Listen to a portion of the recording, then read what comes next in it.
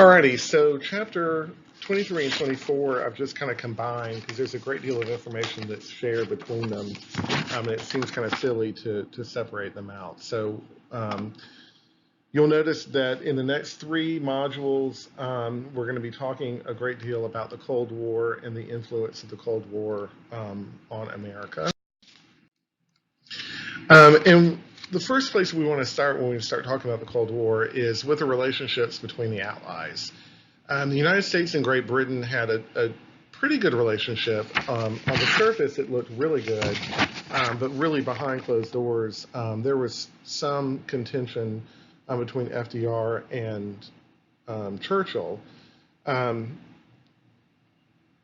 Namely, Roosevelt wanted to make sure that they kept a close relationship, but that also Britain was in it for the long haul, and that Britain was ready to see Germany defeated, given whatever that would take. And it may sound silly to say that now, but consider the fact that Britain at one point is really by itself within Europe against Germany, because Germany has already captured France, Belgium, all in most of Western Europe. So certainly there's an urgency that Churchill brings to the table with FDR that he needs relief. And so FDR is very quick to provide that relief to them. The United States and the Soviet Union's relationship is a little bit more tenuous. And a lot of that is because Stalin started off the war as an ally of Germany. And so Roosevelt is not very quick to trust Stalin, nor have a very congenial relationship with him. One of the big concerns between the Soviet Union and FDR was the fact that the Soviet Union really wasn't on board with this idea of a new world order in the post-World War II world. He had no problems, and Stalin had no problem with maintaining their present position, and certainly you can understand why. But he was very secretive, and he did not like the fact that the United States was trying to become a world power. Britain at this point had pretty much exhausted its resources, and so it was pretty well known that Britain would step aside as a world power, and the United States would be at the top again, or at the top period. The idea of free security.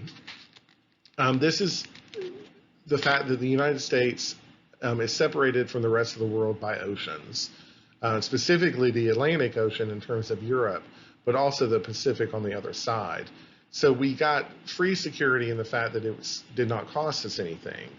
But as technology advances, that free security begins to diminish.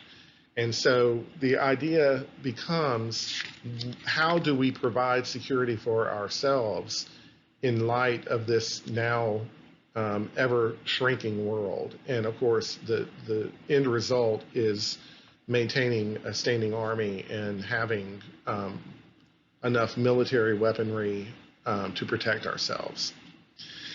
Churchill's the first one to really use the term Iron Curtain in relation to the Soviet sphere of influence. And we'll talk about this when we see the map of the Warsaw Pact, which was really any country behind the Iron Curtain. There was this kind of understanding that the Soviets would take care of themselves and did not want any Western intervention in any of the countries that were under its control.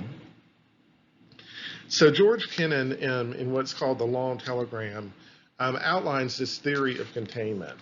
And the theory of containment is essentially that to stop the spread of communism becomes the main goal of the United States. And Truman puts this into formal practice in the Truman Doctrine when he pledges $300 million to Turkey, and then $100 million to Greece, Okay, let's try this again. He pledges 300 million to Greece and 100 million to Turkey. And what's happening is Turkey and Greece are both going through economic and um, political instability. And so by providing this jolt of money, it was in order to stabilize things and keep it from going underneath the communist sphere.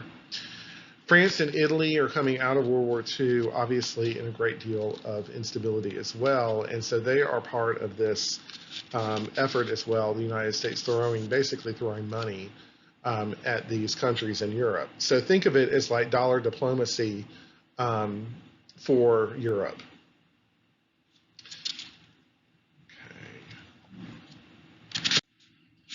So the Marshall Plan this is something created by Secretary of State George Marshall. And the idea was that just like in the dollar diplomacy, the United States would be using foreign investment, basically investing in the economies of Europe in order to repair and rebuild from the war, but also to ensure that radical groups didn't take hold of the government. And they had specific concerns in France and Italy because there were Communist Party members who were getting elected into the governments there, and there was concern that they could potentially become communist. So Marshall's plan was to just pour foreign aid into into Europe. So by 1961, you have $20 million given in aid, and by 63, European economy had doubled its 1940 output. So certainly, this plan seems to have worked out quite well.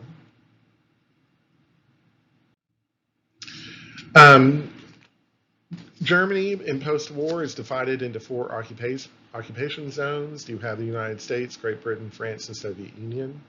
In 49, the Allied sectors form West Berlin, and in 49, you also have the emergence of 2 new states: the Federal Republic of Germany, the FRG, and the German Democratic Republic, the GDR. West Germany's capital is Bonn. East Germany's capital is East Berlin, because Berlin itself is also divided into sectors. And so you have the free sectors, which are the French, British, and American sector, and then you have the Soviet sector in East Berlin. And so in order to maintain their control within East Germany and to make sure people, specifically the intelligentsia or the scientists and people, the academics, from fleeing into West Berlin and to West Germany, the Soviet Union begins the construction of the Berlin Wall. From the very beginning, there were restrictions on access into West Germany and West Berlin by the East. Elderly pensioners could migrate to the West starting in 1965.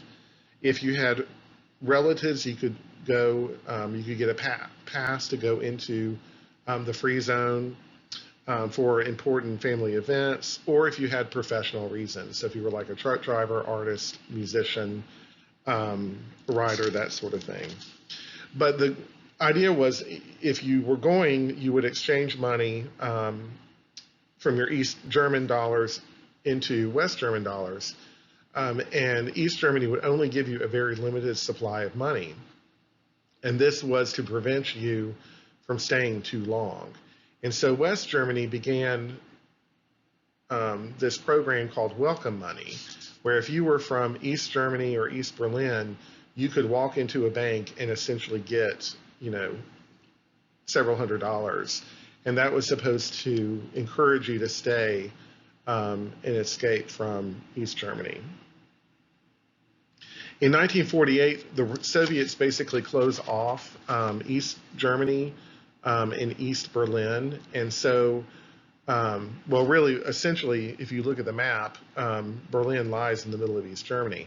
So they cut off any kind of truck transportation, trains, into East Germany. And so the Allies come up with the Berlin Airlift, which was an 11-month standoff starting that ended in May of 1945, or 49, excuse me.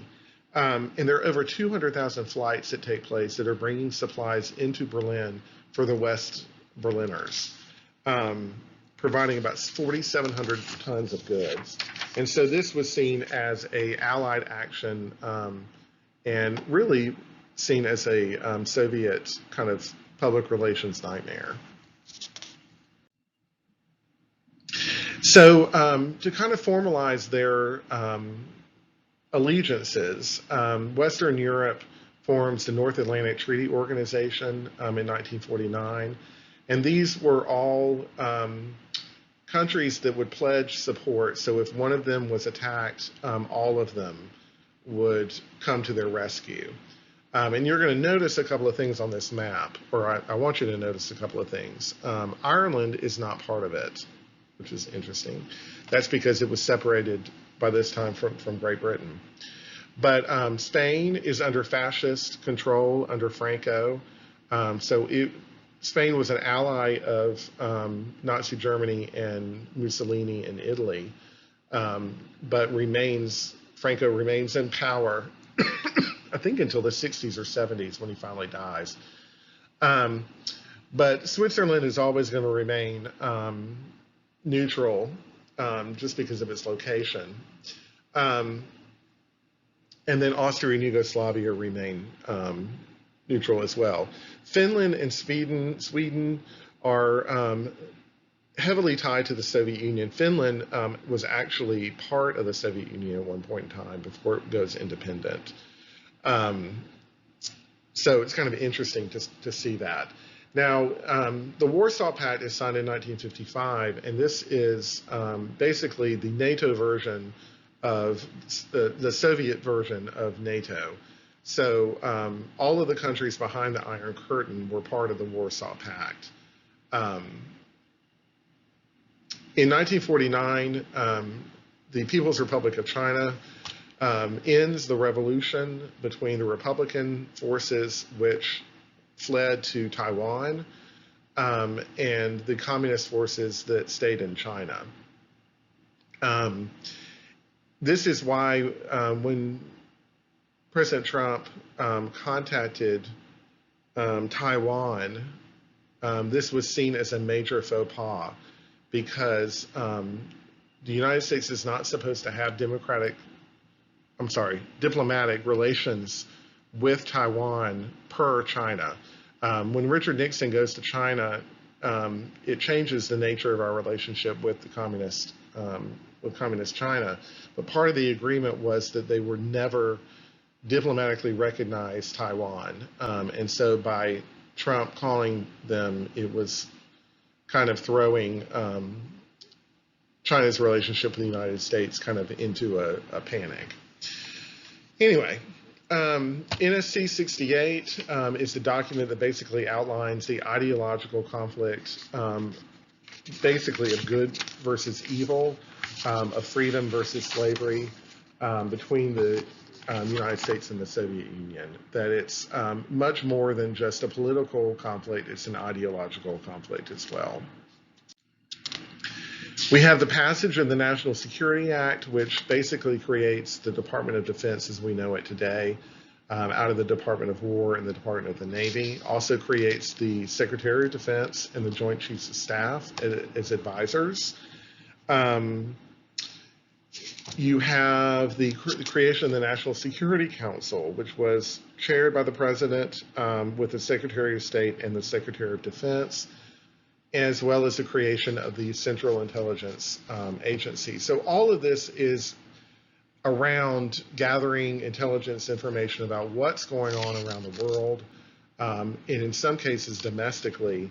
And so they're putting into place intelligence organizations that will be able to report on what the Soviets are doing and where. The Korean War pops up here, and it's an interesting kind of conflict because it really doesn't do much. and you'll see what I'm talking about other than just kill a lot of people. But Japan controlled Korea from 1910 until 1945. Um, China begins to assist Korea against the Japanese during World War II, but the Russians are really the last ones to be in Korea once Japan is about to fall and surrender. The Soviets enter North Korea and they hang on to the territory above the 38th parallel. And so by the end of the war, the 38th parallel is viewed as the line between the Allied controlled area and the Russian controlled area. June 25th, 1950, North Korea invades South Korea in order to retake the territory. And so the United Nations responds to the call from South Korea by placing Douglas MacArthur in charge of the United Nations forces. And as you can see, from June 25th to September 14th, the North Korean forces do a pretty darn good job. And keep in mind that a lot of these are Soviet soldiers. Anyway, so Truman pulls MacArthur out and basically fires him and brings in a new guy who launches a invasion of the territory in Incheon near Seoul. And so from that point, there's this reinvigorated effort to recapture the Korean Peninsula. And so they do that. And if you can look at November 25th, you see it gets very, very close to China. And the Chinese are nervous about this because what if they get close enough, could there potentially be a nuclear bomb? As many people were calling for, they were actually saying, many people were Americans were saying that we're going to use the bomb. And so there was this concern from China that we can't let that happen. And so by China getting involved, you can see what happens by July 27th. The North Korean forces are back to the 38th parallel. So the end result is that we're back to the 38th parallel as a dividing line between North and South Korea. Unfortunately, it took, an enormous number of lives in order to do that.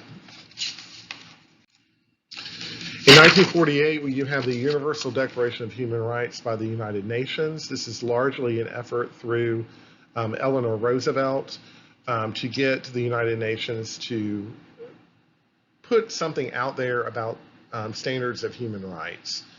And so in her mind, as well as the mind of the United Nations, we're dealing with a new world order. And so it needs to be a new world order based on human rights. There are two separate covenants to it, the civil and political rights, which the United States adopted in 1992.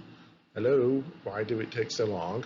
Economic, social, and cultural rights, the United States never actually adopts.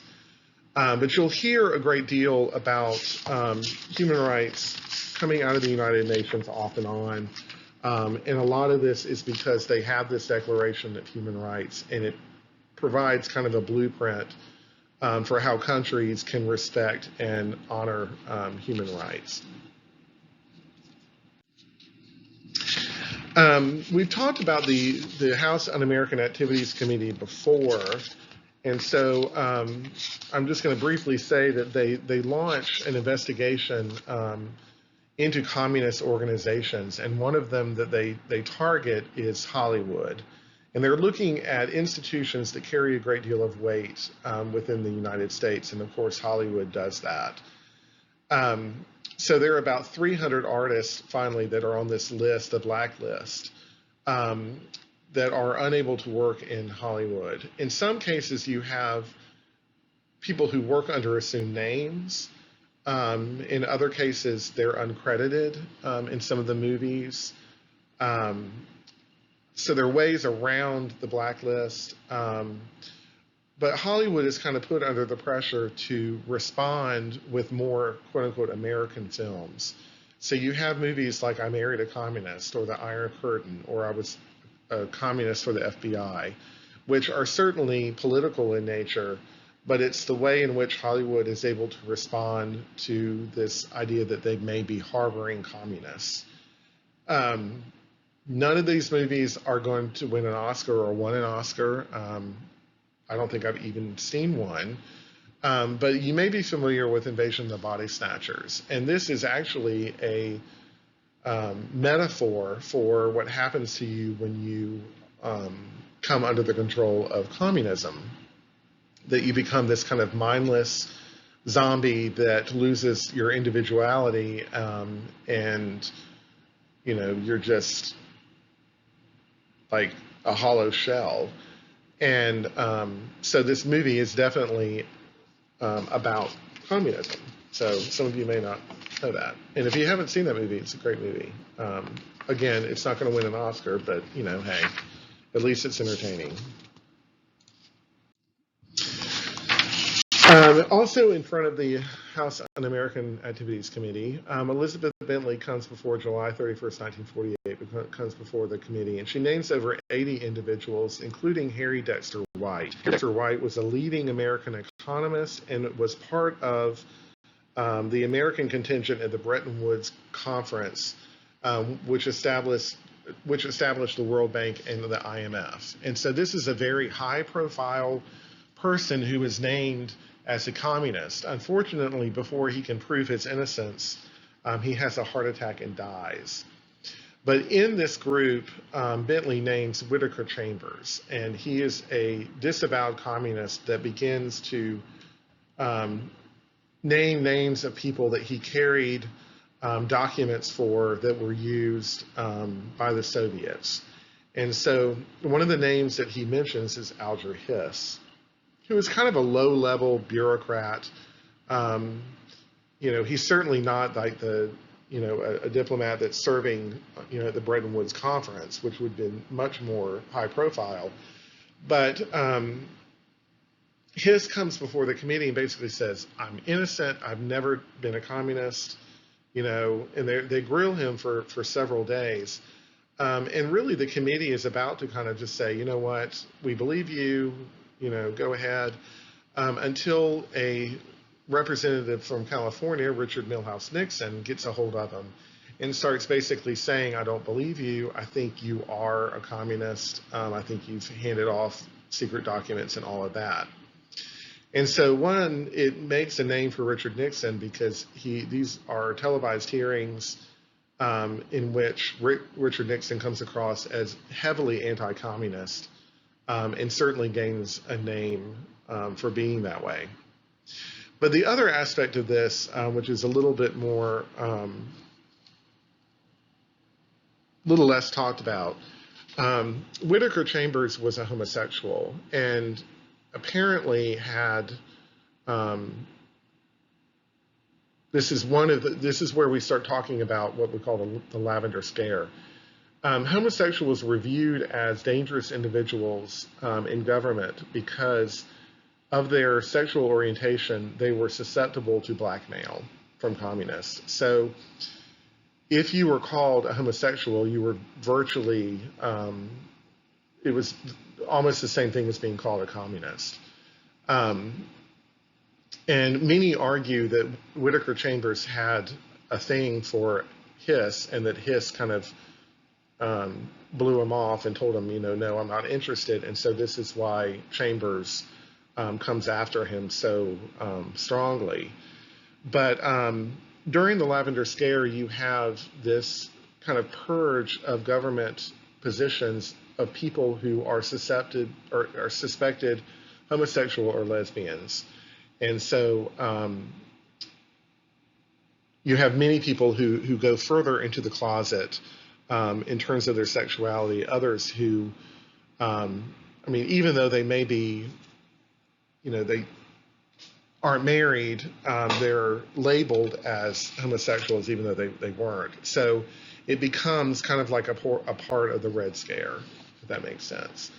The Lavender Scare doesn't stay within government, though. It also spreads into universities, schools, businesses, where people are accused of being homosexuals, and therefore they lose their job in terms of universities, their professors who are fired and lose tenure and are unable to find jobs elsewhere because they're labeled as homosexual and therefore a communist.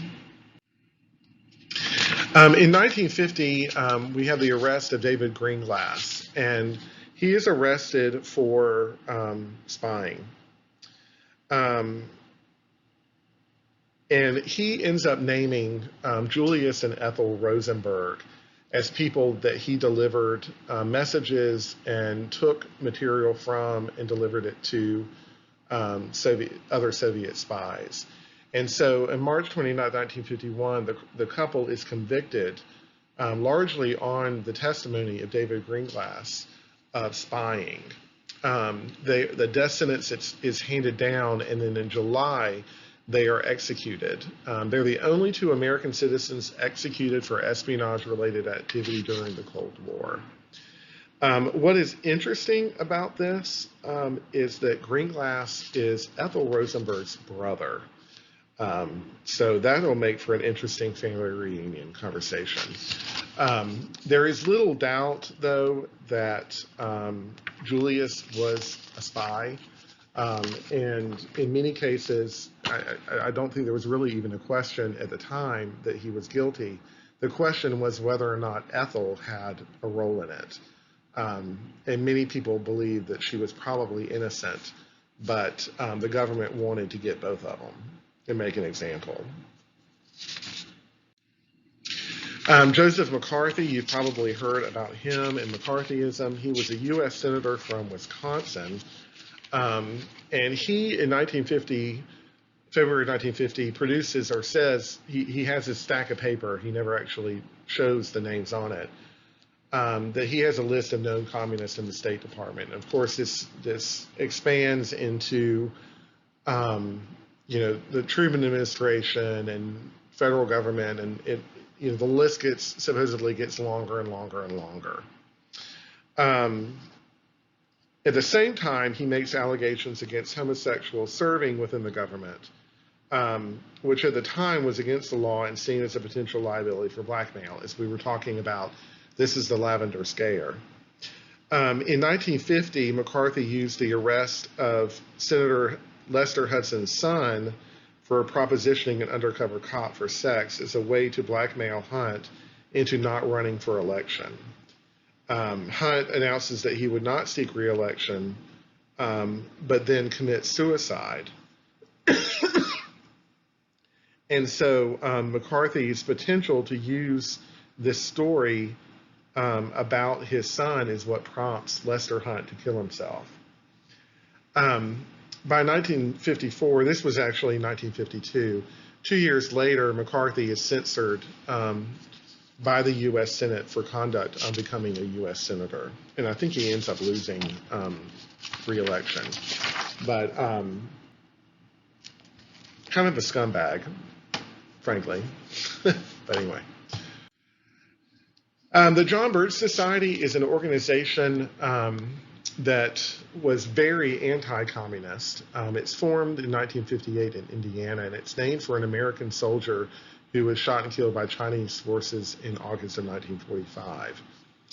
In 1959, they launched their first real campaign, which was to get us out, and they were talking about getting out of the United Nations. They felt like the United Nations was kind of like the League of Nations, that it was going to drag the United States into European affairs, and that it was too liberal and too filled with communists.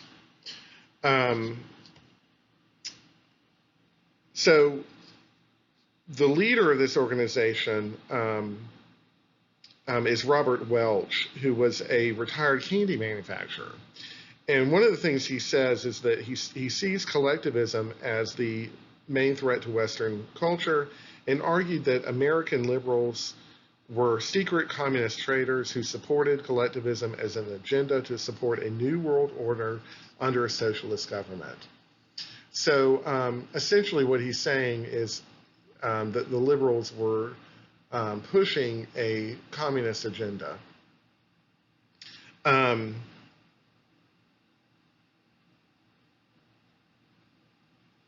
Okay. Anyway, I'm sorry. I'm like looking through my notes. Um, so in 1960, the Birch Society advises the members to join their local PTA organizations and start, quote unquote, taking them over. And there are a number of agenda topics that the Birch Society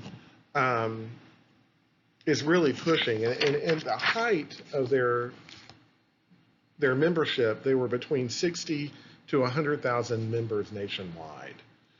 And so, these pictures on the slide are kind of some of the things that they pick up. We talk a lot about today about vaccinations and how a lot of the vaccinations are, you have a lot of conservatives who are arguing that vaccinations are a bad thing and that children should not be vaccinated. This comes out of the John Birch Society. As you can see, there's fluorinated water, polio monkey serums, and mental hygiene. These things are things that they are opposed to, because if you're putting fluoride into the water, you could be putting other things in there as well. You could be putting drugs. You could be putting children at risk.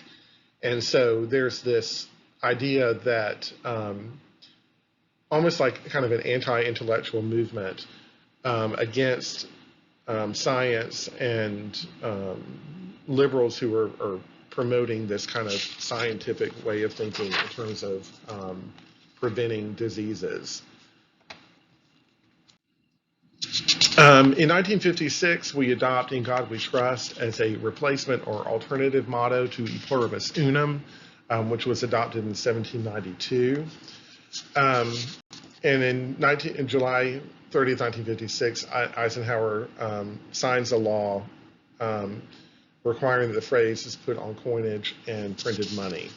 And the reason I talk about this is because we have a great deal today. We talk a lot about religion and politics, and the United States is a Christian nation, and whether you believe that or not, it doesn't matter. But what I want you to think about is the fact that the reason that In God We Trust was put onto the money of the United States was because it was anti-communism. The idea that the belief in God was something that was seen as non-communist, that communists don't believe in a higher power, that they're atheists. And so that is the reason why it's put on the money and on the coinage, is as a stance against communism. It also gets placed into the Pledge of Allegiance. The Pledge of Allegiance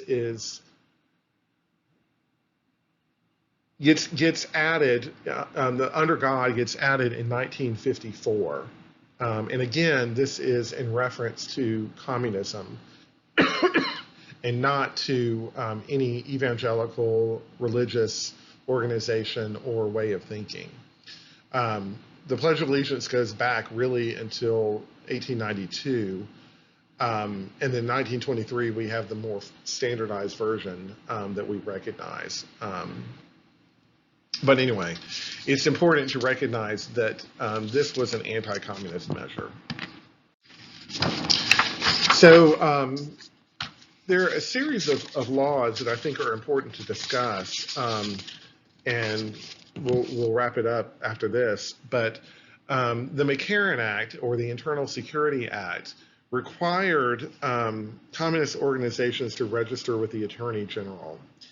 And it establishes the Subversive Activities Control Board, which was to investigate persons suspected of engaging in subversive activities or promoting a totalitarian dictatorship, fascism, or communism.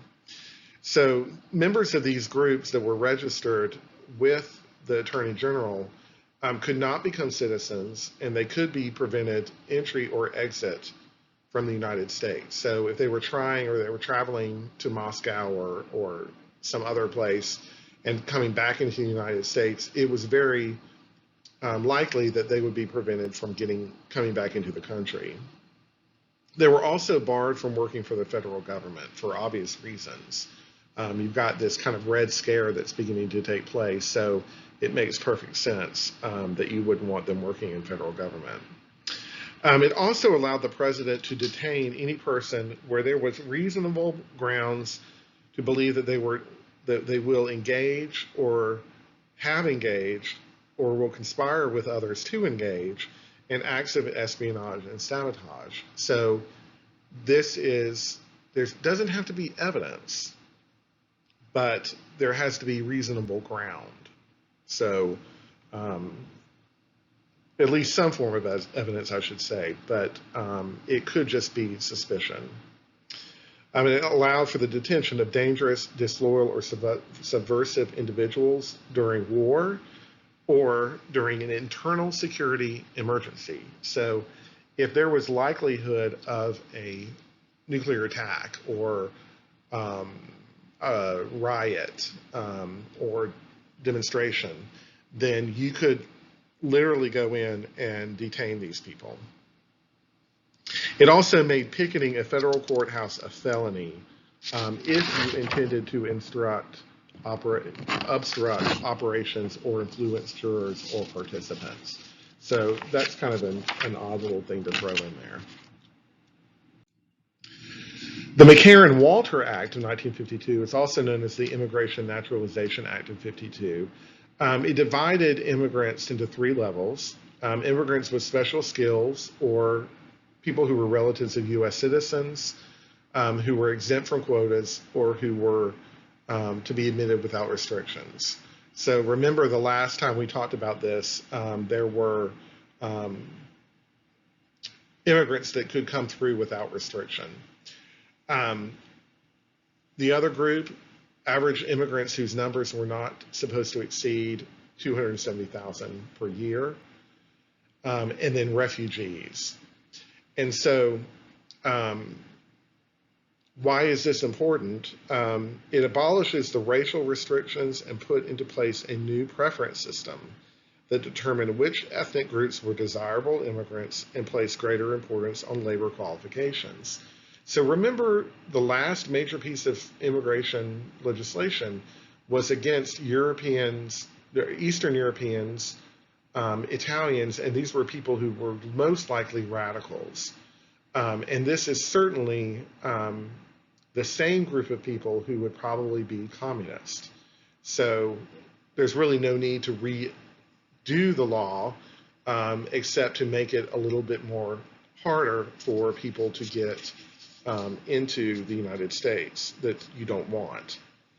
The law allowed the government to deport immigrants or naturalized citizens engaged in subversive activities, and also allowed the blocking of any suspected subversives from entering the country. Incidentally, the law also extended citizenship to children born in Guam on or after December 24, 1952. Sure, why not throw that in there? Kind of interesting that they're doing this, but obviously this is all geared around protecting the United States from communist activities. Truman vetoes the bill, but Congress overrode it. And this was a Republican Congress, I believe. So just to kind of wrap it up, the Red Scare, what's the impact on universities and colleges? Universities were scrutinized. Professors, teachers, staff were all scrutinized for their political beliefs and ideologies. Many professors and teachers were removed for communist leanings, but also for being homosexuals. Florida has a very tough period of time under the Johns Committee. Charlie Johns served in the Senate, I believe, the Florida Senate, and launches a committee that does basically what the House Un-American Activities Committee did. But what they were trying to do was they were trying to find out who was homosexual, lesbian, but also who were communists, and get them out of any kind of influence with young people. The impact on workers' rights, and we'll talk a little bit more about the Taft-Hartley Act, but largely what they're doing is you start to see a negative impact on workers' rights and unions. Because unions were seen as kind of a communist um, incubator, a lot of legislation goes against the unions, and they get rid of the ban on the open shop, and they bring the American shop or the open shop back into the labor movement. And then the impact on the civil rights movement. Many African Americans had joined the Communist Party because communism does not recognize one group of people over another. And so many African Americans were able to go to the Communist Party meetings and get involved and attain a certain level of leadership within the party, which was something they couldn't do in typical American society or within a political system because of segregation. And so a lot of what happens within the civil rights movement is called a communist plot, largely because many whites saw the civil rights movement as an attempt to discredit the United States and to make them look bad. Alrighty, so we will continue with Eisenhower, Truman, and the 1960s.